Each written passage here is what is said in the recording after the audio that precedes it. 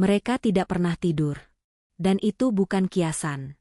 Ketika keraton terlelap dalam gelap, saat penjaga manusia menurunkan tombaknya dan mata mulai berat, penjaga yang lain justru terjaga. Tidak bernapas. Tidak berkedip. Tidak terlihat. Tapi selalu ada. Konon, sejak batu pertama keraton ditanam, para raja Jawa tidak hanya membangun tembok dan pendopo, mereka memanggil sesuatu yang lebih tua dari tanah itu sendiri. Pasukan gaib. Bukan untuk menyerang, melainkan menjaga. Dari niat jahat. Dari pengkhianatan. Dari manusia yang datang dengan hati busuk. Mereka tidak menampakkan diri. Tapi tanda-tandanya ada. Prajurit yang tiba-tiba kehilangan arah di halaman keraton. Tamu yang mendadak gemetar tanpa sebab. Anjing yang menyala ke ruang kosong, lalu lari ketakutan. Ada aturan tak tertulis. Tidak boleh bersiul malam hari. Tidak boleh melangkahi bayangan sendiri. Dan jangan pernah menantang penjaga yang tidak bisa kau lihat. Suatu malam, seorang perwira muda melanggar semuanya. Ia menertawakan cerita itu. Berjalan sendirian, bersiul, sambil menantang gelap. Pagi harinya, ia ditemukan di tempat yang sama. Berdiri tegak, mata terbuka, tubuh dingin, tanpa luka sedikitpun. Keraton tetap aman. Raja tetap hidup. Tidak ada musuh menyerang. Twistnya baru dipahami kemudian.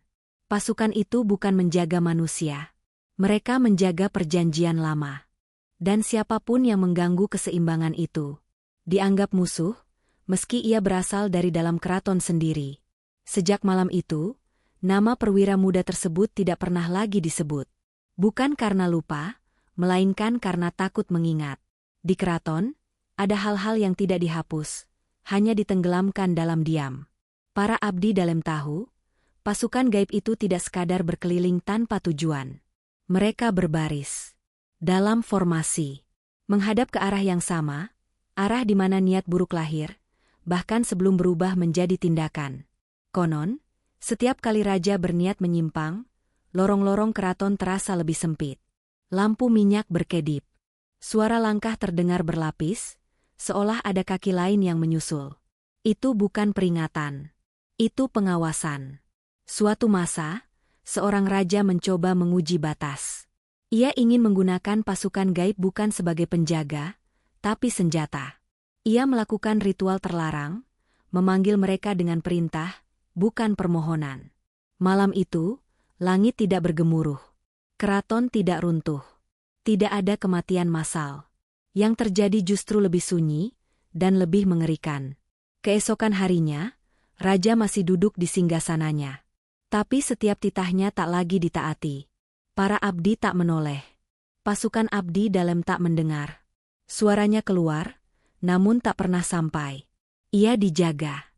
Namun sepenuhnya sendirian. Twist terakhirnya baru dipahami generasi kemudian. Pasukan gaib keraton tidak setia pada raja. Tidak pula pada darah bangsawan. Mereka setia pada keraton itu sendiri. Dan bila penguasa berubah menjadi ancaman, maka yang dijaga bukan lagi singgasana, melainkan kerajaan dari rajanya sendiri. Kesunyian itu menjadi hukuman paling kejam. Raja yang suaranya tak lagi sampai itu hidup bertahun-tahun di dalam keraton, menyaksikan dirinya perlahan menghilang dari dunia. Ia berjalan di lorong-lorong yang dulu menunduk kepadanya, kini terasa asing. Bayangannya sendiri tampak tertinggal, seolah tidak mau lagi mengikuti tuannya. Abdi dalam mulai merasakan hal aneh. Ketika mereka melintas di depan raja, dada terasa berat, napas sesak, seperti ada barisan tak terlihat berdiri di antara mereka dan singgasana.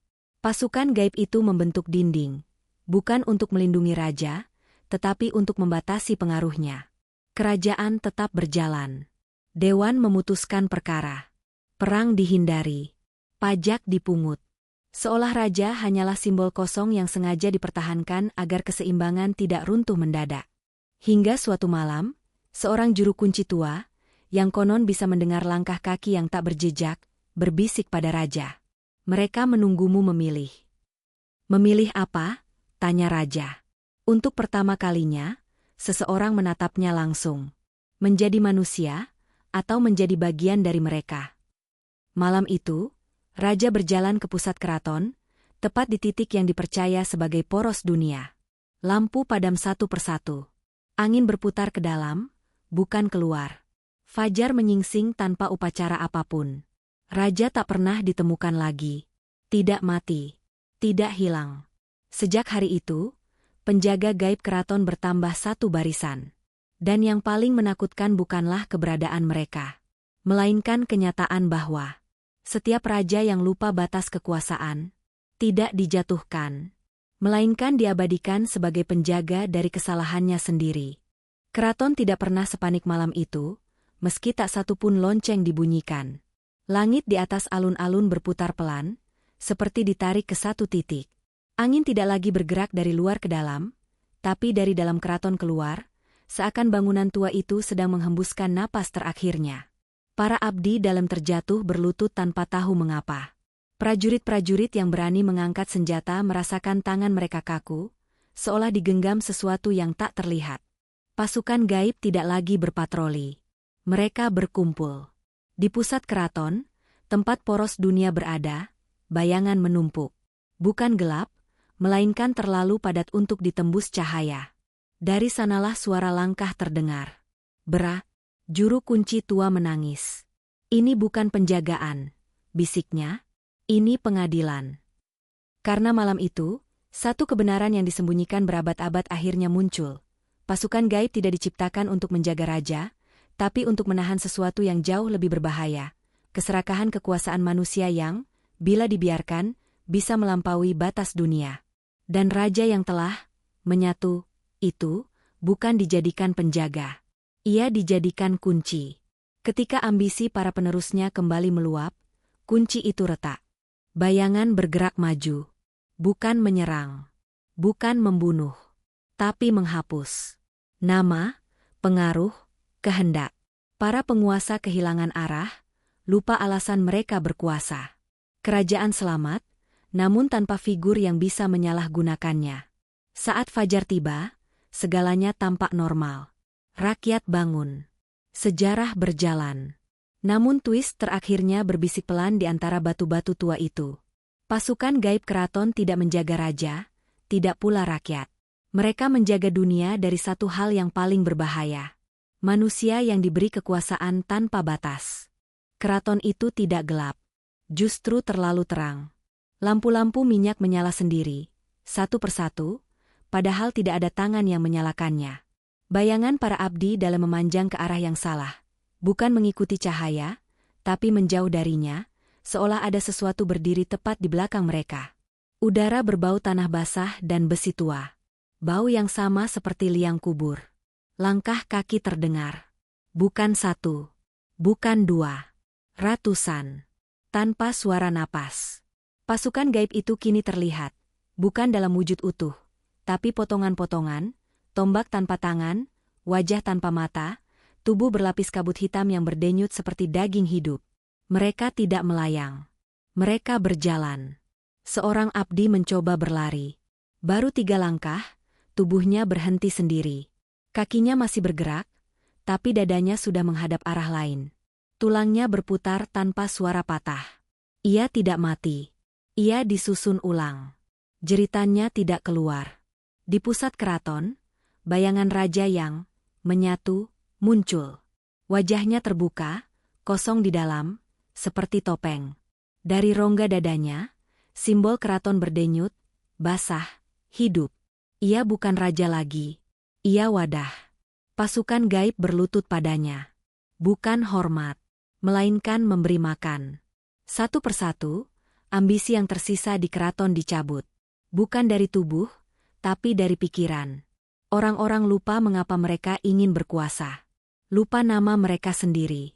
Lupa jalan pulang. Pagi harinya, keraton berdiri seperti biasa. Tapi semua orang yang tinggal di dalamnya tahu satu hal yang tak berani mereka ucapkan. Keraton itu tidak dijaga oleh pasukan gaib. Keraton itu hidup. Dan pasukan gaib adalah sistem pencernaannya. Siapapun yang membawa niat serakah ke dalamnya, tidak akan dibunuh. Mereka akan disimpan. Sekarang, jika kau berdiri di keraton itu saat malam benar-benar sunyi, kau akan mendengar sesuatu yang tidak tercatat dalam sejarah. Bukan suara langkah. Bukan suara angin. melainkan suara orang berbisik dari dalam tembok. Nama-nama lama dipanggil satu persatu. Raja-raja. Mereka yang pernah berpikir keraton adalah alat kekuasaan, bukan amanah. Suara mereka tidak meminta tolong. Mereka hanya mengulang keputusan terakhir yang pernah mereka buat, seolah dikutuk untuk mengingat kesalahan itu selamanya. Kadang, lantai terasa hangat. Karena di bawahnya, sesuatu masih bergerak. Pasukan gaib tetap berjaga. Tidak menatap keluar, tapi ke dalam. Mengawasi denyut bangunan yang hidup itu. Menunggu siapa berikutnya yang masuk dengan niat salah. Dan twist paling mengerikan akhirnya terungkap. Keraton tidak membutuhkan raja. Keraton tidak membutuhkan rakyat. Yang ia butuhkan hanyalah manusia-manusia ambisius. Untuk terus hidup. Makna dari cerita ini, kekuasaan yang dibangun tanpa nurani tidak akan runtuh. Ia akan bertahan dengan cara memakan siapapun yang ingin menguasainya.